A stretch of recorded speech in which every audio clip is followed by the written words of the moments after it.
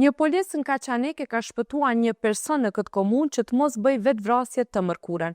Paraprakisht, zyrtari i forcave të rendit negocioi me qytetarin, i cili kishte hipur mbi kulmin e shtëpisë së tij e po kërcënonte të vriste veten. Negocimi doli i suksesshëm pasi personi në fjalë u bën dhe pranoi të zbresë e të arrestohet më pas. Por kësaj historie i parapriu një zhvillim interesant.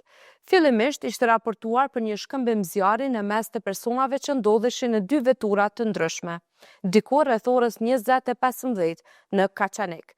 Policët që dolën në vend të ngjarjes nuk gjetën ndonjë dëshmi se mund të kishte ndodhur diçka, por pas veprimeve të mëtutjeshme hetimore rreth orës 21:40, ata hasën në një veturë të braktisur e cila ishte vetë aksidentuar, e në të cilën, siç raportoi policia të njëjtën vërei se ka vrima që dyshohet se ishin shkaktuar nga arma e zjarrit. Lidhur me rastin u arrestua një dëshmitare e cila ka deklaruar se i dashuri i saj, i dyshuar i mashkull kosovar, ka shtënë me armë zjarri në drejtim të disa shtëpive të panjohura dhe aksidentalisht ka plagosur veten.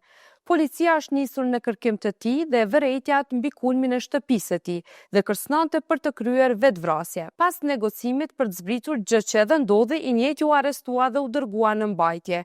Atij u konfiskua dhe arma Kalashnikov AK-47, e cila dyshohet jetë përdorur në këtë rast. Pos personit që donte të vetvritej, në mbajtje është dërguar edhe dëshmitarja e cila dyshohet se kishte deklaruar rrejshëm.